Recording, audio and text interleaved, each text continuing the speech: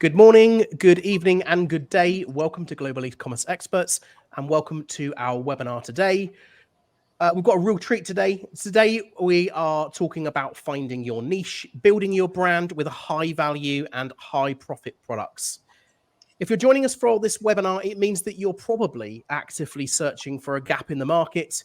You're eager to find a niche that you can successfully penetrate.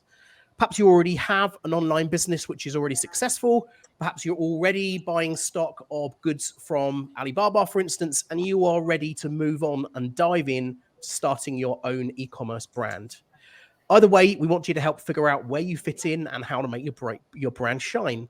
So we're going to put together today some fairly straightforward tips of different countries that you can source products from, different types of products you might source from different places, and then we'll talk about how to put that to good use in terms of building your brand and creating and levering that niche at the end of the day. We've got quite the logistical operation going on today because we've got four people on the webinar today who have come from 4 different continents around the world. So there's some various different time zones and various different people of different states of awakeness. So thank you everyone for joining us. Meghla is joining us from India. Is it 10:30 p.m. there? Yes, that's right. It's 10:34 p.m. Margaret's joining us from Australia. It's right in the middle of the night, 4 a.m. there. Yes, that's right. You look pretty perky. Susana's joining us from Mexico. Good morning. Morning. And Ben is joining us from the United Kingdom, from Scotland, in fact. So let's dive straight in, find out a bit more about our characters here, and find out how we can find our niche and build our business online. So Meghla is in partnership with Margaret, and has over 20 years of experience in Asia sourcing. I've lived in quite a few countries around Europe. Meghla, tell us about yourself and how you've got to come on the webinar. Thank you so much, Ricky. So my background has mostly been in the sourcing industry. I worked in sourcing for over 20 years in India, Philippines, China, and Singapore. And most recently, I have actually moved back to India after 20 years, and I'm now helping Amazon e-commerce sellers and other types of importers as well source products from India. We organize sourcing trips for overseas importers. And we also have done-for-you sourcing services where we help people source products from India and also Vietnam. Fantastic. Well, we'll look forward to hearing about that. So, Margaret, you're also a successful and experienced Amazon seller, and you co-founded the business with Meghla. You're going to talk to us about the Vietnam element of sourcing goods. Tell us a bit about your background, Margaret. Yes, certainly, Ricky. Yeah, well, I suppose started my career in very different world. I've done things had my own businesses, worked in local government, and then sort of semi-retired into the Ecomm world. About 2017, started sourcing from China. Wasn't very happy with that, and on my way to the Canton Fair, I stopped off in Hong Kong and found an Indian supplier, and that changed my life, and that's why I'm on here today, because I found some products back then in end of 2017 and started sourcing from India, and I'm still sourcing those products today. And I suppose really that has, is why, we do all the sourcing. And I actually travelled to Vietnam a few years ago and been to some factories, funnily enough. And when we were doing the India sourcing trip, Vietnam sort of popped up and we went, let's go to Vietnam. And now we are doing Vietnam sourcing and trips as well, and finding lots more products as well as India. I'm sure there's a lot of exciting different products that you'll be able to tell us about shortly. So moving much further west or east, depending on where you're sitting there, we're in Latin America. Susana, welcome. Susana Bermudez has helped e-commerce sellers and brands all the way across the world finding ways of manufacturing and sourcing their products in Latin America, especially Mexico. Susana, welcome. Good morning for you, I think. Yes. Thanks. Tell us about yourself and how you can help sellers. Yeah, thank you, Ricky. Well, thanks for having me here. Yeah, I've been helping e-commerce sellers for the past 3 years and a half. I want to say I know that, like Meghla and Margaret, they all have like all this experience because it's been like more, known that all these markets are, famous for sourcing, but Mexico is starting it. I mean, in this particular niche of e-commerce sellers, because for other companies, big companies, Mexico and Latin America, it's been like a great partner to source products. But that's why we've been trying to help through. Also, we had a trip last year. It was called Discover Mexico Sourcing. Part of this, knowing that like we are so close to the United States, right? So we've been very successful. Like it's growing. It's slow, but it's growing because we all have to learn a lot of stuff about e-commerce, mostly the manufacturers. So I've been working with governments, all like in Mexico, in Guatemala, in Peru, in different countries to make this happen. Like to as a region to get stronger in being able to help sourcing a lot of products. Okay, fantastic. Well, there's three really good options there in terms of the different products and types of ways that you can source different aspects of your business and how you can fit them in. Talking further then about the niche itself and how you might lever that into what's a brand, Ben Leonard has also joined us, and Ben is the classic millennial entrepreneur. He built a business on his laptop in a cupboard in his spare time, sold it for 7 figures, featured in Forbes magazine. Ben, it's a really interesting journey. I've got a copy of your book here. I've spent the afternoon going through it, so I'm very enjoying that. Tell us about yourself and how you can help sellers.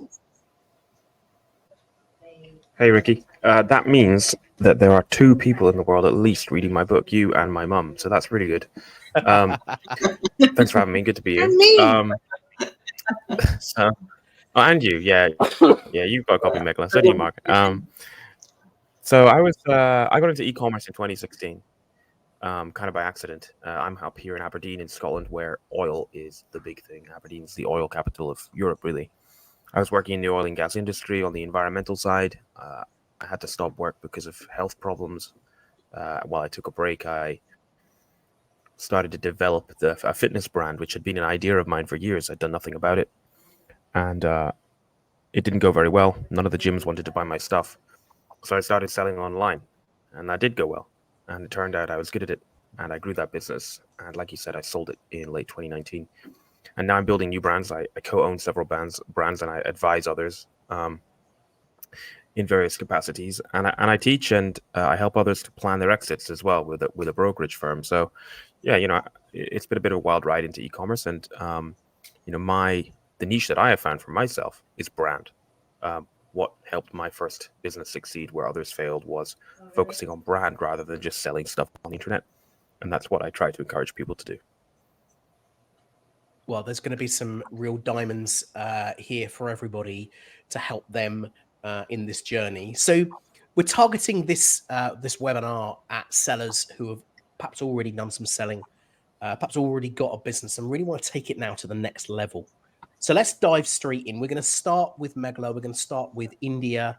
Meghla, talk us through some of your slides. Show us the kind of things that you can source in terms of private label, and the kind of ideas that people might need that might get some inspiration from you about how can use India to grow their brand. Awesome. All right, so let's get started. So here are a couple of topics that we're going to be covering. Why you should source from India. What are some differences sourcing between India and China? What types of products you can source? And we'll also quickly talk about our upcoming India sourcing trip. So first of all, why should you consider sourcing from India? The number one reason is that there are a ton of very unique products that are found in India that are not found in other countries. And a lot of the products that Amazon and e-commerce sellers are having success with are handmade products. And these are products that are made by artisans in India from natural materials such as wood, metal, ceramic, glass, leather, things like that. And these products are basically made by artisans who are very skilled in producing such products. And these are skills that have been transferred from one generation to another. And they've been making these types of products for like literally generations. But what's happened now is that there are a lot of exporters who understand the needs of overseas markets, who understand the design requirements of overseas markets, and they have leveraged the skill sets of these artisans to produce products that are, first of all, produced at mass scale, and also that are in tune with the design requirements of the US, Europe, etc. So they're not, even though they're handmade products, even though they're very traditional crafts, it's the products themselves are not really very Indian as such. They're all based on requirements and design requirements and specifications, certifications, safety requirements, etc. of overseas markets. So that's one thing, a lot of unique products. Then secondly, low MOQs. Especially for these handmade products, suppliers accept MOQs as low as 200, 500 pieces. And if you source mass-produced products, for example, from China, then the MOQs can be in the thousands. So if you're just starting out or if you have a small budget, India is a great place to go source because MOQs are low. Suppliers also accept what is known as MOV, which is minimum order value. And what that means is that they tell you, okay, you can place an order worth X dollars, X $1,000, let's say, $5,000, $8,000, $10,000, and you can mix and match various SKUs. So, that is very advantageous if you want to test different SKUs, if you don't want to invest a lot of money in one specific SKU. And that allows you to test different SKUs and also, start on a small budget. Also, a lot of the suppliers in English speak fluent English. So suppliers in India speak fluent English. And so communication becomes much easier. There's not much that's sort of lost in translation as such. So that's another advantage. You can pick up the phone and talk to them. You can do a WhatsApp call. You can do a video call. So that becomes very easy. There are also no trade tariffs on products that are imported from India into the US. And in fact, that is one reason why a lot of e-commerce Amazon sellers started looking at other areas and other alternative sourcing destinations because of the trade war between China and the US. If you're in the eco-friendly niche, then there are a ton of products that you can source from India that are made from natural materials, that are biodegradable, eco-friendly. In fact, a lot of companies also are focusing on sustainable production. And for example, they use solar panels to, in their factories to manufacture products. A lot of companies are also avoiding plastics in their packaging. So there is a lot of focus on eco-friendly products in India. If that's one of your niche, then India is a great source. Labor costs are currently lower than China and other destinations as well. And in fact, production costs in China have been increasing over the last couple of years. And because of this, a lot of the low-end production that sort of requires manual labor has been moving out of China and going to lower cost countries such as Sri Lanka, Vietnam, Bangladesh, India. And so if your product is manual, it requires manual labor, it's labor intensive, then India is a great place to source the product. And some examples of such products are like bags, apparel, things like that. All right, so some of the differences between India and China. India has a lot of unique handmade products. China specializes in mass-produced products. And this is not to say that there are no mass-produced products in India. There are a lot of companies that make plastic injection products or automotive parts. There are automated robotic kind of factories in India that do all of these high-end, high-tech products. But when you're specifically talking about e-commerce Amazon sellers and the types of products that e-commerce sellers are sourcing, handmade products are doing really well. Apparel is also one big category from India.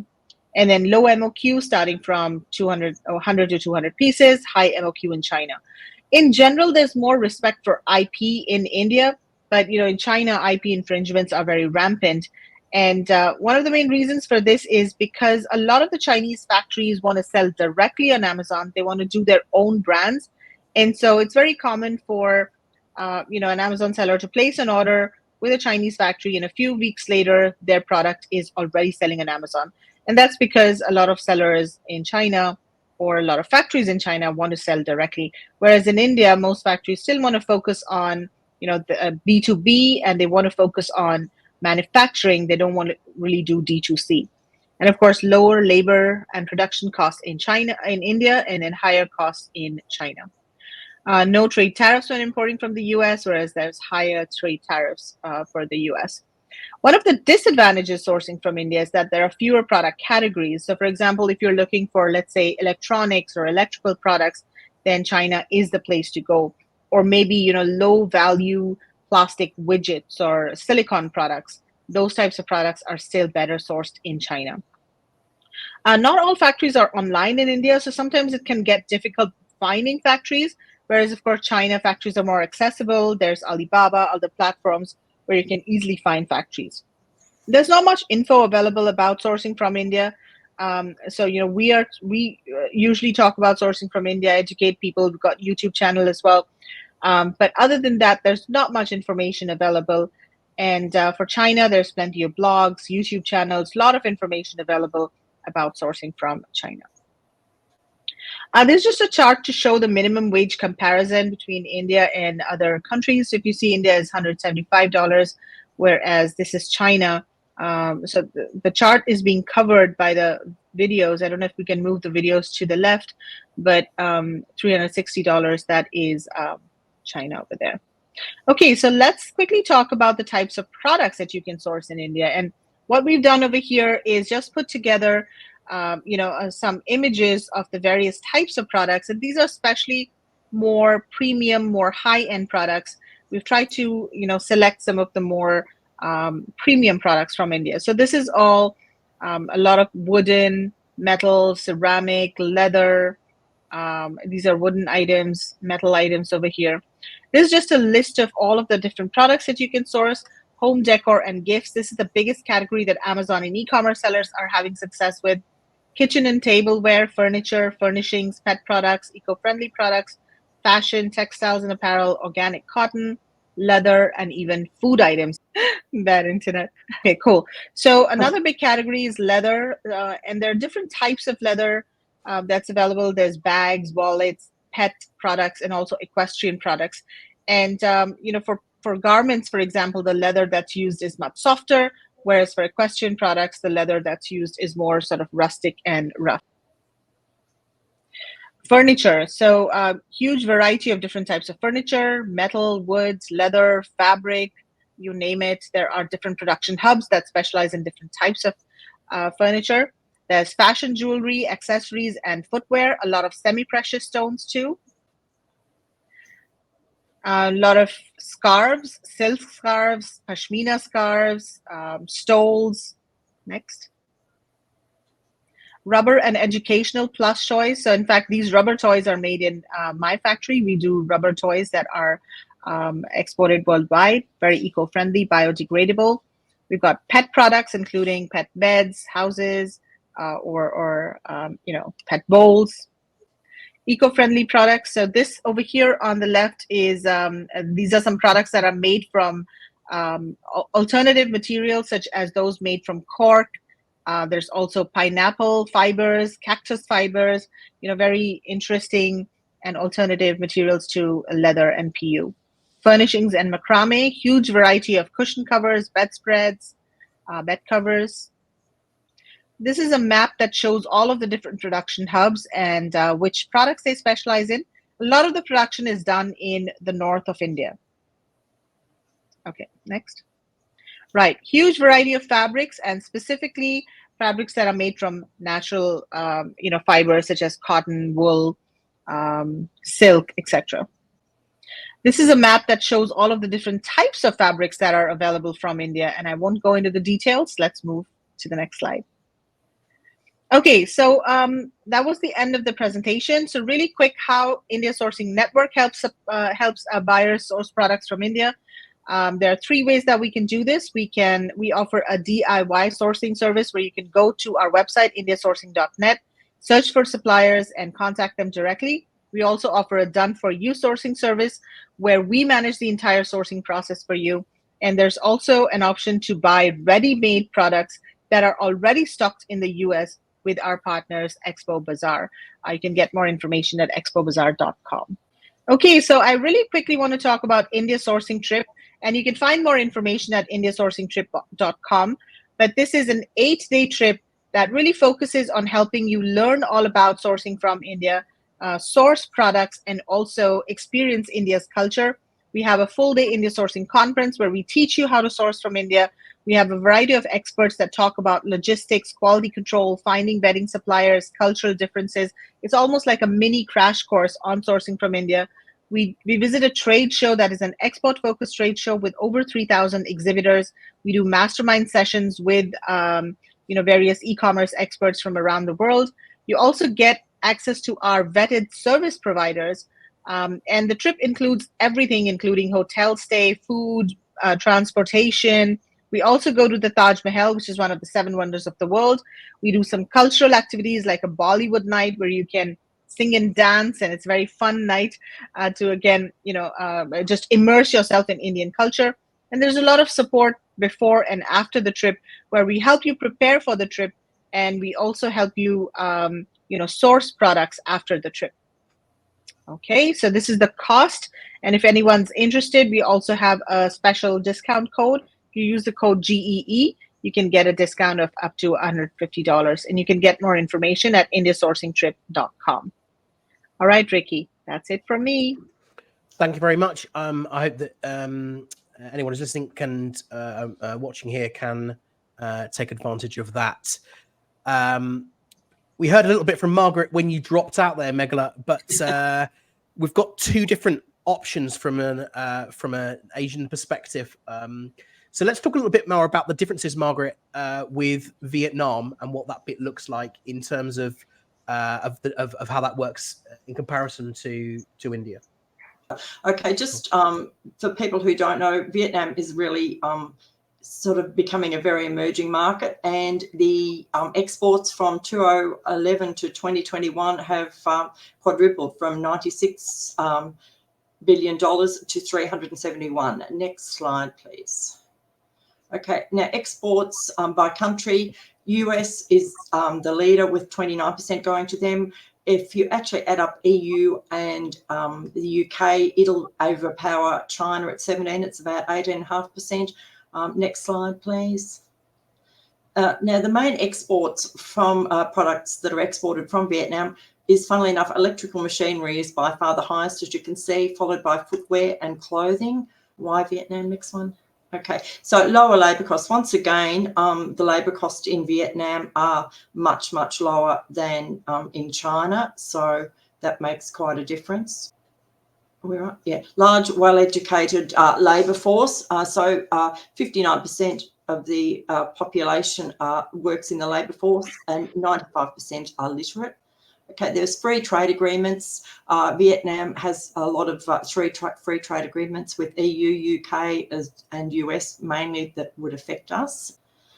There are a lot of government incentives. Vietnam has a lot fewer restrictions on foreign trade, so you can get a lot of direct investment, and they're encouraging people to actually open factories up there. Okay, so we've got a highlight here. So the pros for Vietnam are like lower labour costs. They've got free trade agreements with many countries, good relationships with the US and Europe, no US trade tariff, marketing share of certain categories is increasing. In China, the increase in production costs are getting higher. There's not many free trade agreements. There's quite a bit of geopolitical tension with US and Europe at the moment. A lot of high trade tariffs by the US, and the market share is decreasing. Next slide, please. Okay, now the pros for China are, with Vietnam, it has got a limited product range. Similar to India, I think if you're wanting to do a lot of plastics, a lot of silicon and those things, a lot of that should be still coming out of China. I mean, not everything will ever, I think, go from China.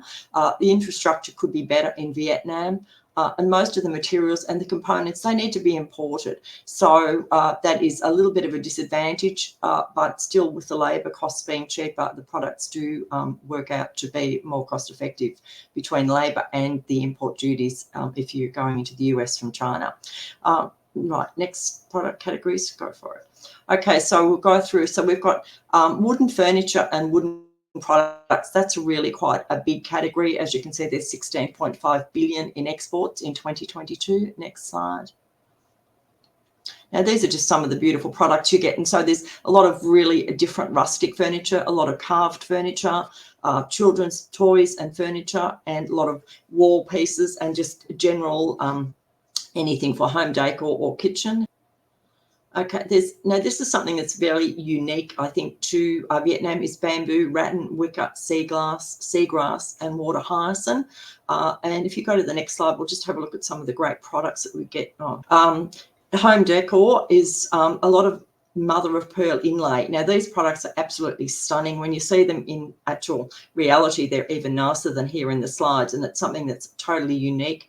That you won't find getting copied from many places, because it's just very beautiful products. Next slide, please. Now, this is probably my favourite, is the lacquerware, and the bar set, or the wine rack, I suppose, on the left, is actually probably one of the most stunning pieces I've seen. It's just the way they've made that. It's so unique and very high-end product. And there's a lot of other lovely lacquerware products there. So coconut shell, something a little bit different again, and I just love how they've made the little baby basket there out of the coconut shell. So if you're inventive, there are lots of things that can also be done with products like that. Ceramics, I think one of the strengths of Vietnam and up around Hanoi is where all the ceramic villages are, and they make some absolutely amazing products. And as you can see there, there's lots of different things. Clothing and textile, keep going, Rick. Clothing and textiles.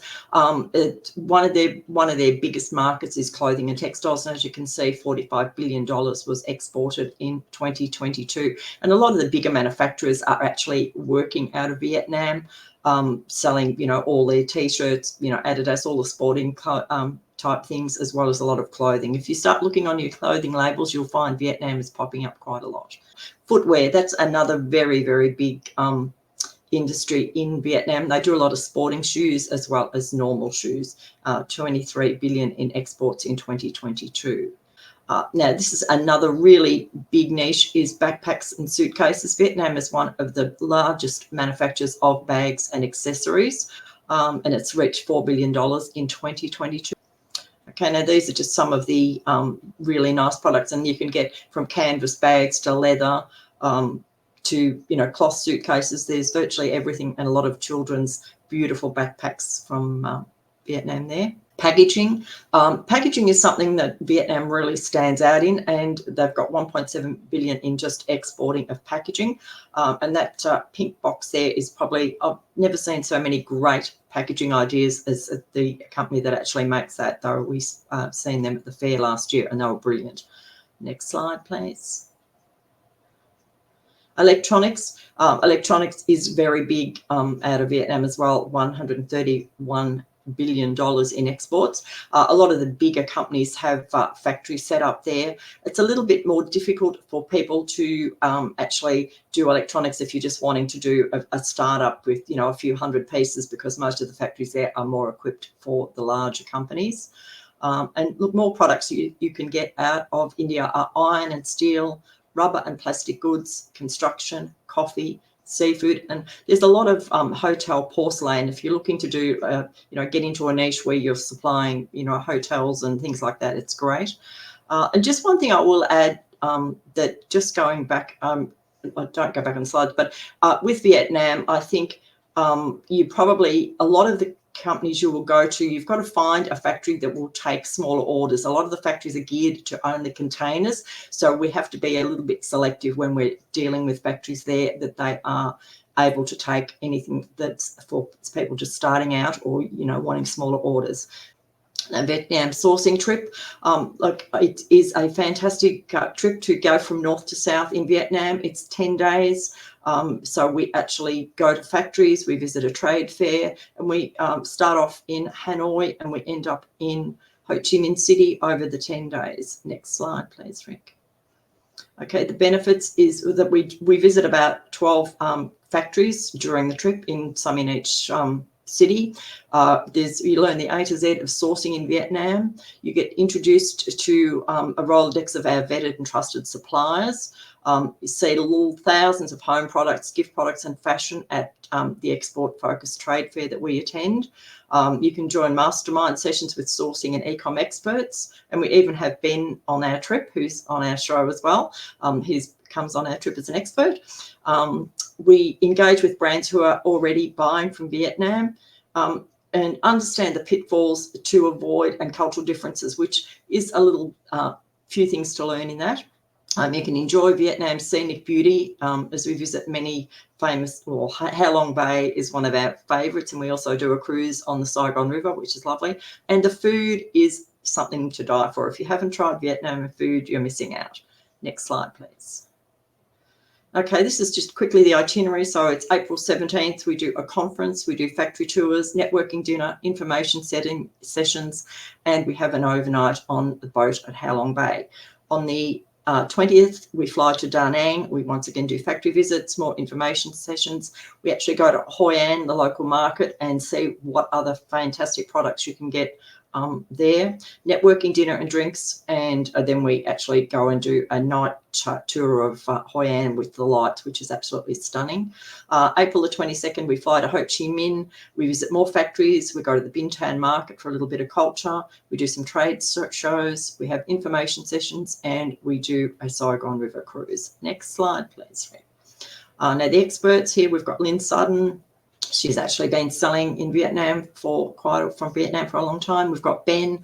We have RSJ inspections. So we introduce you to people who can help you in the business. We also have a logistics expert, and we have an Ecomm coach, and we'll have more people joining the trip as we go.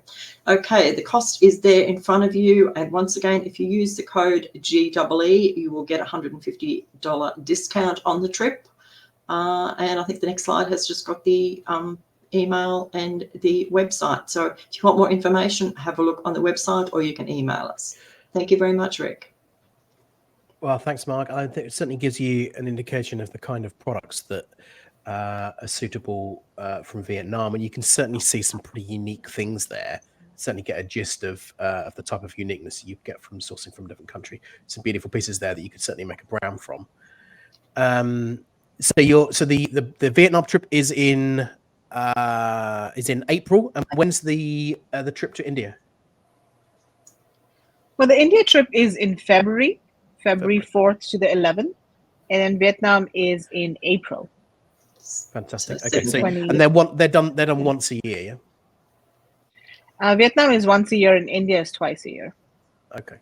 Well, useful to know, and I hope that some people have some benefit from that, and they've got the details from that. So, moving slightly away from Asian production, it's very interesting now to get a slightly different take, especially for American sellers, US-based sellers, or Canadian sellers.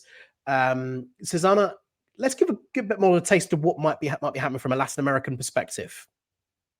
Yeah. Well, in Mexico especially, we've been focused in Mexico just because it's like next to the United States, but the other rest of the countries has like a lot of products that we can source like easily, and there are very, very high quality products. But probably Mexico right now is the biggest thing. I don't know if you want to go to the first slide. So why Mexico? It's very important that not just because this is the border with the U.S. Can you go back? Yeah. So we have like the trades. So in terms of tariffs, I want to say 99% of the products do not pay taxes coming from Mexico to the United States. Also, the quality of the products are like it's high because just like Meghla and Margaret said, that in the difference with China or with China probably is the majority of the difference, but the products are more handmade. Yes, we have like big factories, but anyway, like they focus on the quality of the products. And the big companies, yes, I mean they have also big like great quality, but also the quantities are like small. you don't have to order like 10,000 units at a time. What we've been seeing with the biggest manufacturers is probably 2,000, 5,000 at top. That for many of the sellers, that's not a big quantity, right?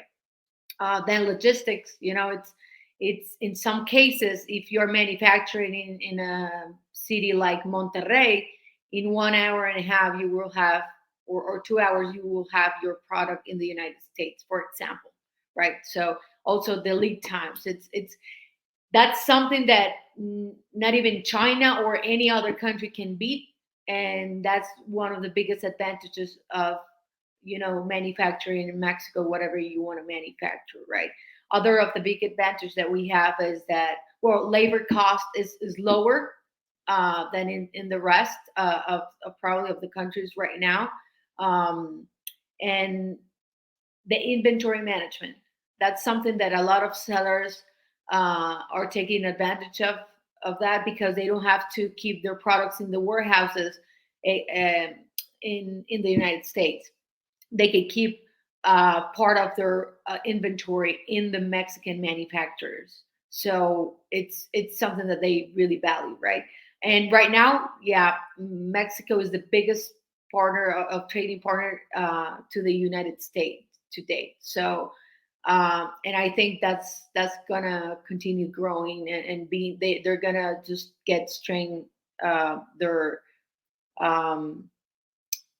trades for the next few years. That's why I said, and I've been saying for the past 3 years that Mexico is the next China, and I'm not just referring to Mexico. I'm referring to the entire continent, because we know what we can do, like in Latin America, and being the backyard of the United States.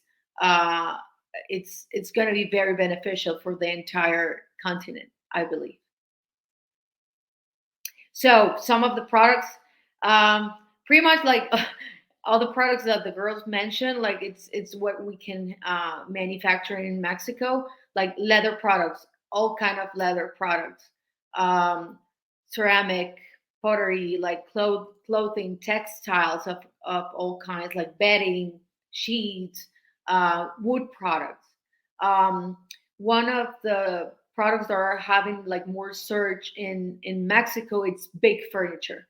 Why? Again, because like you can move easily the furniture from, for example, Guadalajara to the border with the United States. So it's a lot of clients that we have are doing big pieces of furniture. Then plastic injection, it's very, very competitive. We have a lot of manufacturing facilities for plastic injection in Mexico. Also eco-friendly products. In our countries, we are very eager to just make more and more and more products that are like friendly with the environment in by all means, right? Like from the oceans and from fibers or whatever it takes, to reduce the carbon footprint. Then pet products too. I really sometimes I don't like to talk about categories and specific products, but more like materials. So everything made like with leather, with wood, with metal, all those kind of products. Packaging too, fitness products. Now we're getting a lot of into the beauty industry, and also in the fitness industry. Like there's a lot of products and supplements and a lot of things that are being made in Mexico that are like very, very, very good quality. And that's been something that we've been working a lot with our clients. So that's some of the examples with different types of wood that we have in our region. Big pieces of furniture, like I mentioned before, different techniques for the furniture. If you want to go to the next slide. Other thing is like light fixtures. That's something that we're getting big on light fixtures. If you can see in the slide that it's to the bottom to the left, that's something that is very unique. And these are made like all the time in different cities in Mexico. And I'm pretty sure that probably you can find that in other countries like Asia or whatever, but it's not like natural to put it in some way, right? So maybe it's plastic sometimes.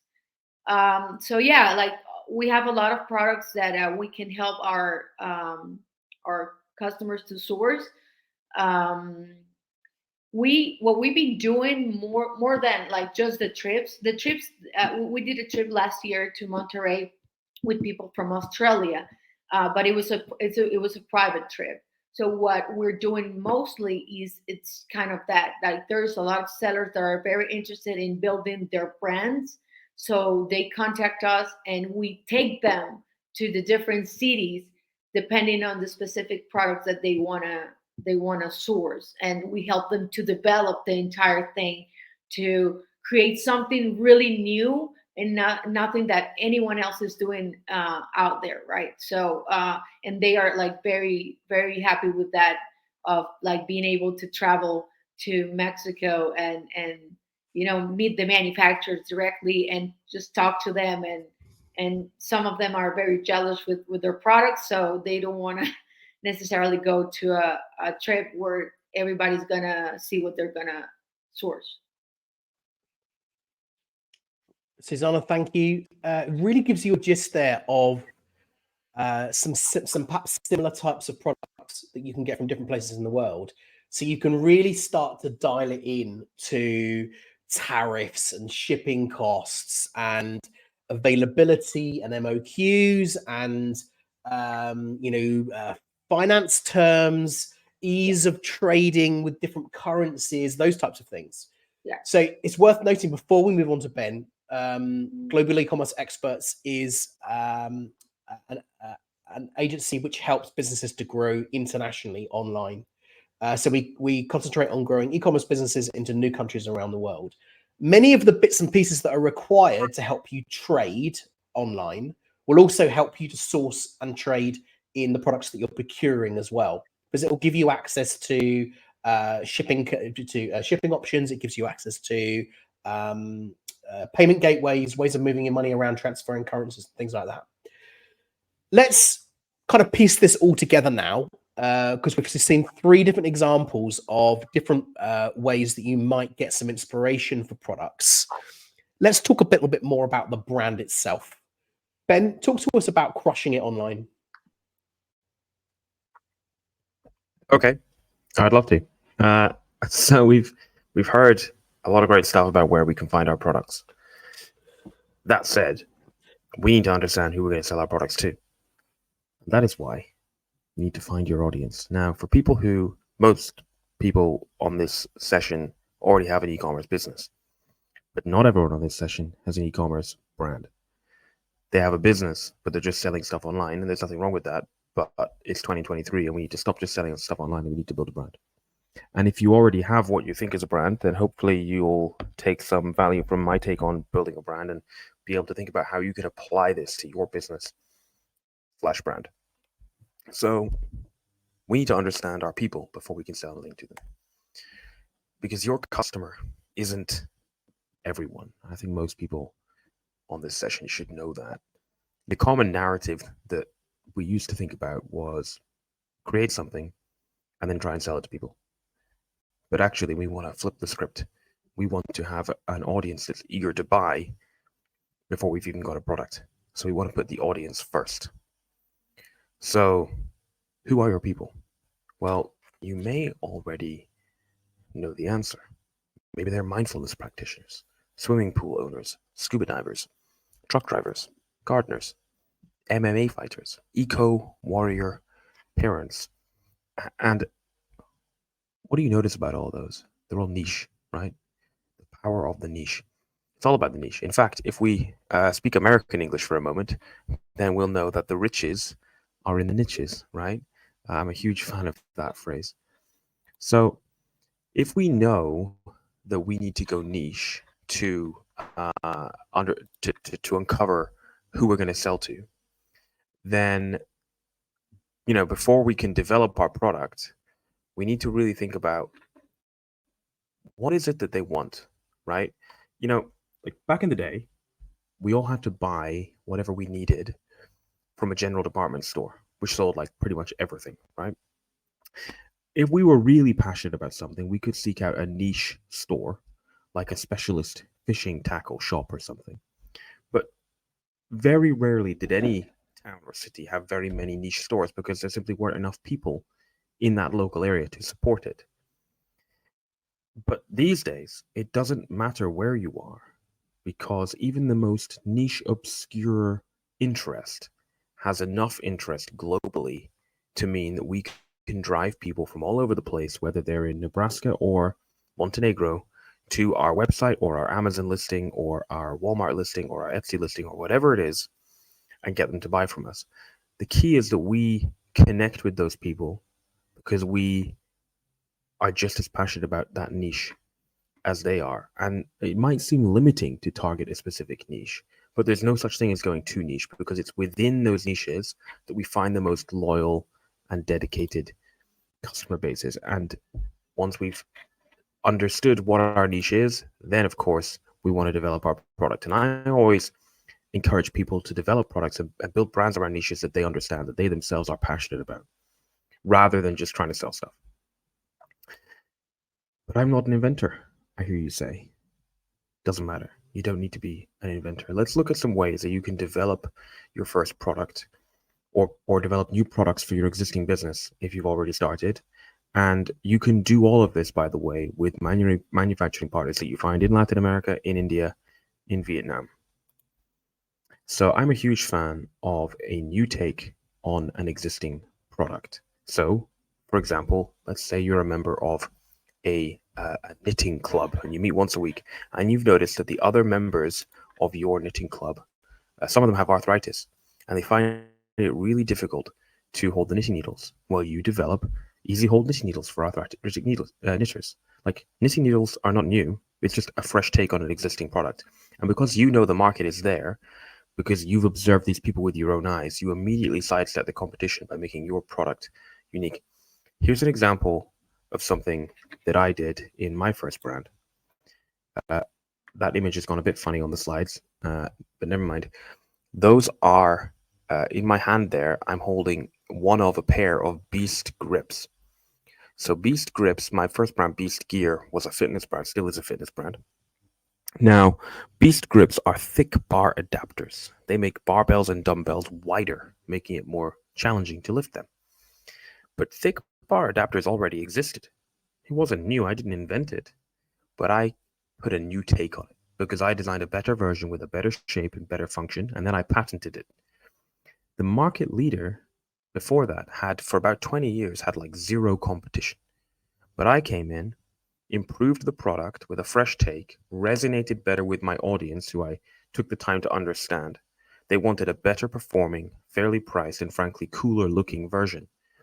I came in with a fresh take and cleaned up the market. So how can you apply a fresh take to your business or brand or your ideas? Here's another example of product development that I like. A Franken product. This is where we take off-the-shelf parts to create something new. And I did this with my first product. The first product for my first brand was called the Beast Rope. It was a jump rope. And I didn't have enough money to pay for injection molding, to pay for tooling, to create unique products at the time. I had £2,000 plus £500 borrowed from my dad. So I had enough money to say to my manufacturing partners, okay, send me all the samples you've got. And they did. And I tested them, and my friends tested them, and my athlete partners tested them. And we said, okay, we like this bit, we like that bit, we like that bit. What happens if we put these bits together? Can you make that bit a bit longer? And when we did that, we ended up with something unique, and that was my first product, the Beast Rope. So it's very possible to create something relatively unique on a budget. Now, something that you might have heard, especially among the what I like to call the BS gurus, who you'll hear about or you'll see on Instagram and Facebook and whatnot, and TikTok. You might have heard them telling you to pick a winning product, or that they can teach you to pick a winning product. This is terrible advice. So they use software to scan Amazon and find products which are selling relatively well, but are quite new and don't have very many reviews yet. And they'll tell you that that's a winning product, and it's absolute nonsense. And it's absolute nonsense because, first of all, if everybody else is taking their advice and using this software to find this winning product, then it's going to become very difficult soon, because everybody else is going to start selling the same thing as you, right? So very soon, saturated market, race to the bottom. Secondly, it's highly unlikely that the winning product that you find is going to be anything you're passionate about. If your passion is astrology and you find a winning product in the, fish keeping niche, well, you're not going to have any passion to turn that into a brand that you actually care about. And thirdly, this myth of a winning product is simply a lie, because it makes people think that the product wins and all you have to do is pick it and you've won and you're going to print money. But the product doesn't win. You, the entrepreneur, have to put in the hard work to build a legitimate brand and build quality products that you've sourced in Latin America, India, or Vietnam, and that makes people's lives better as it relates to your niche, with quality products and a quality experience. So don't listen to the lie of picking a winning product. It's lazy advice from people who've never had a successful e-commerce business themselves. How you actually win is positioning, okay? Positioning is how you win. And let's take a little bit of a look at how we do that now. So really, positioning is all about your value proposition. And your value proposition is basically asking the basic question: what makes a customer choose your brand? Okay, at its core, your product's value should be easily distinguishable, whether that's in its design or its function or in the price. And those are the three pillars of uniqueness: design, function, and price. So let's look at some of them. So design is all about having a distinct identity. So your product, and this applies, by the way, at both the product level and the brand level, okay? So your product and your brand want to be unique and stand out. They want to potentially be bold or controversial, or in some way zig where the competition zags. Think about, say your competitors got round edges, you want to have sharp edges. If your competitors' brands use subtle language, perhaps you want to have quite audacious language. So it doesn't necessarily have to be the product itself. It can be at the brand level. So think about how you could apply that to your business. Then the next pillar of uniqueness is function, all right? We want our products to basically be better than the competition, or at least just as good. And then we can differentiate in some other way. So we want our products to be better or different than the competition. For example, maybe they last longer. Maybe they're ergonomically better, or they come with bonus features. Or maybe you do something unexpected, like your products zig where your competitors zag. Like, for example, the B scripts that I just showed you were a better shape, were made of a better material, and had better grooves in the product itself, which made it perform better. I've recently launched some boxing gloves with a new brand of mine, and they come with an app, a training app, and my competitors aren't doing that. Or with my old weightlifting belts with Beast Gear, I used to specially source really strong special rivets that none of my competitors were using. So how can you improve your performance of your products? And then how can you collaborate with these manufacturing partners that you're going to work with to do this? That's the question to ask. And there you go. That you can see there, that's the competitor that was ruling the market for like 20 years. They tried to sue me and failed because they were scared of me coming into the market. That was quite a fun story, but that's a story for another day. It's in the book, so Ricky, you can enjoy digesting that chapter. And then the next pillar of uniqueness is, I can't remember the page. If only you could do a Control F on an actual physical book. That would be good, wouldn't it? Yeah. The next pillar of uniqueness is price. Okay, and what's really important about price is you don't want to end up just in a race to the bottom. It's okay to be cheaper than the competition. I was with the B scripts, by the way. But that's only because they had been unchallenged for like 20 years. So they were selling at a ridiculously high price. It's not always about being cheaper. You might want to be more premium. Maybe your product is mahogany and your competitors are plywood, right?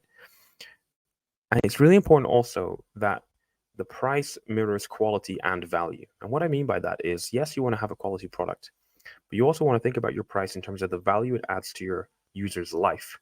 It could be that we're able to source a product for, pretty cheap, but it adds a tremendous amount of value to the user's life, and therefore you can charge a lot. And when we get our sourcing right, and we get the right costs, and we negotiate the right payment terms, and we work with the right freight forwarders, we potentially can make our products for cheaper than our competitors are, but they're better quality, and then we position our brand as highly premium, and we're selling for more. And that is, that's when we're really winning, and we can, you can absolutely do that. But I can't beat the competition, it's too difficult. All these competitors are there, I can't do it. Yes, you can, right? How we win is like this. First, we build better, okay? The whole idea of, it comes back to like picking a winning product.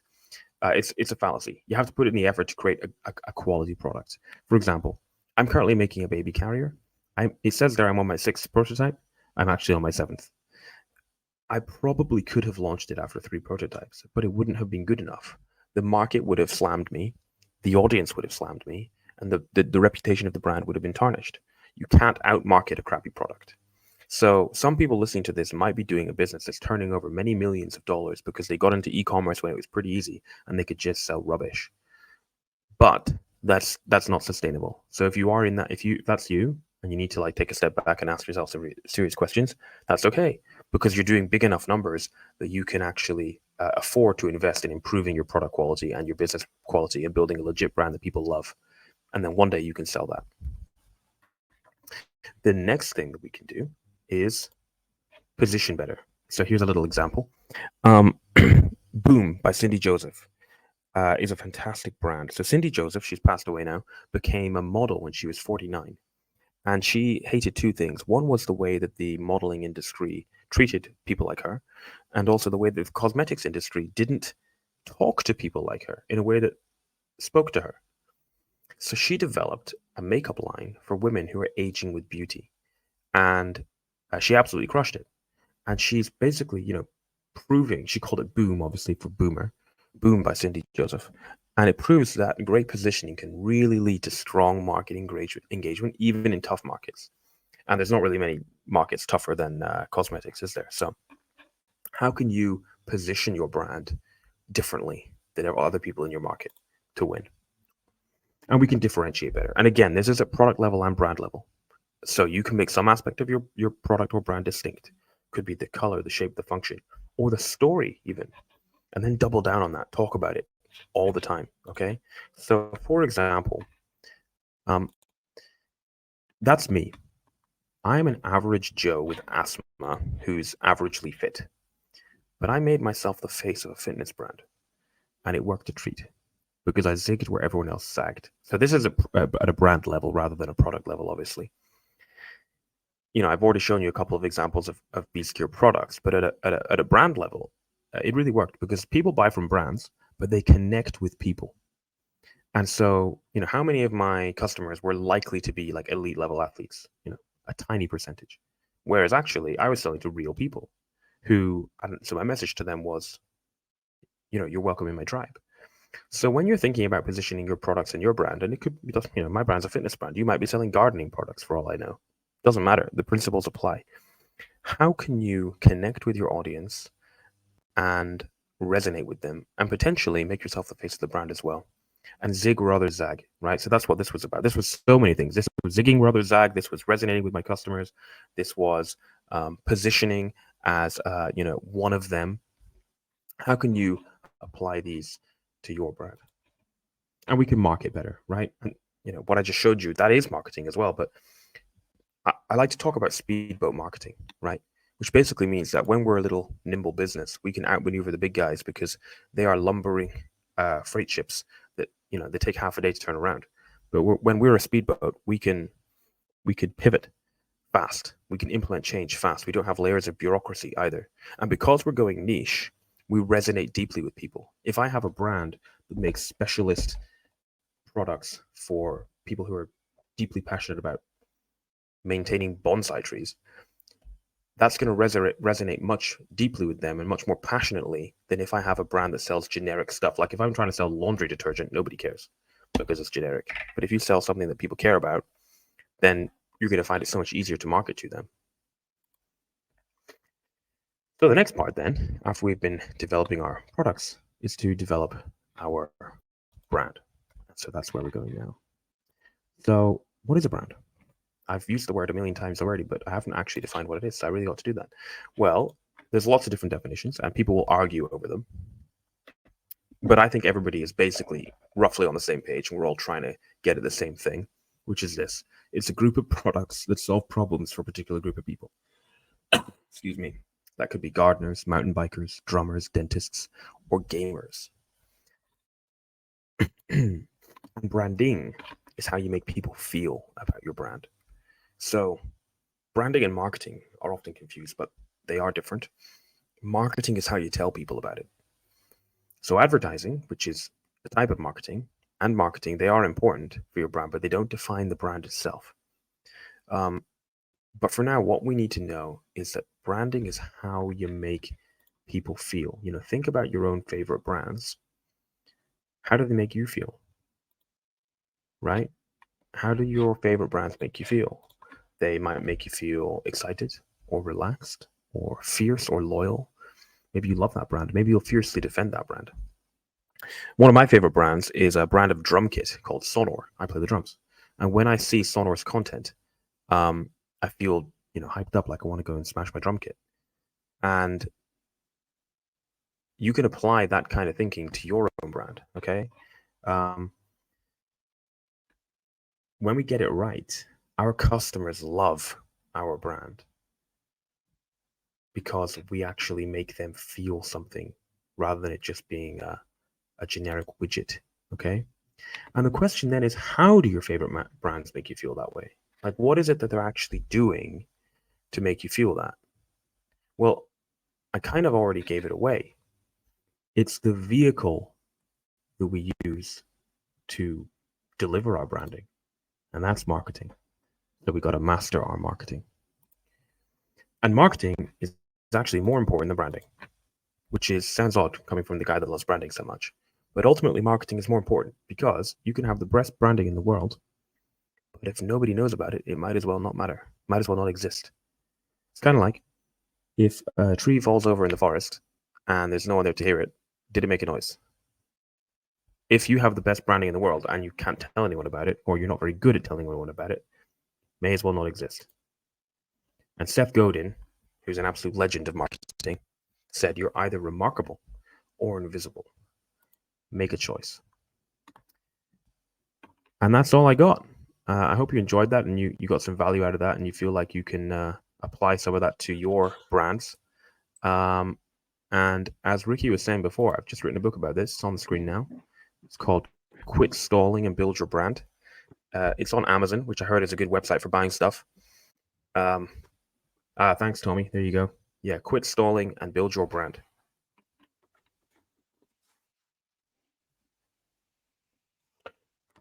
Ben, thank you very, very much. There's a few takeaways for me here.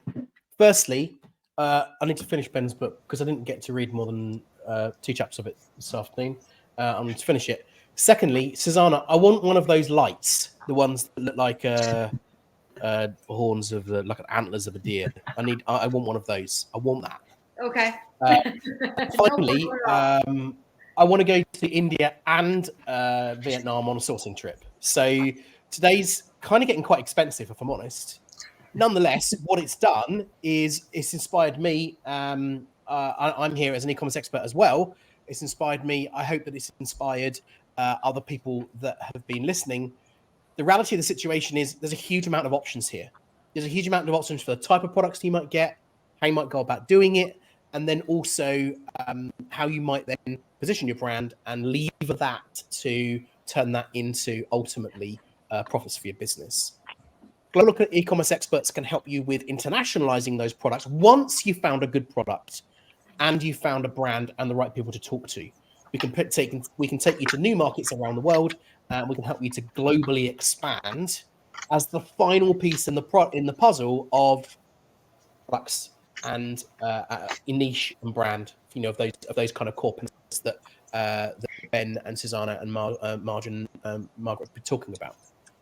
So I think the outputs from everyone here is just opportunity, huge opportunity.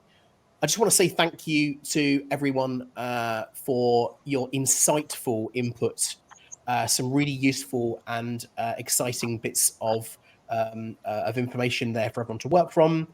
I hope that you're able to capture access to each of the candidates who we're talking today to find out how you can get a hold of them.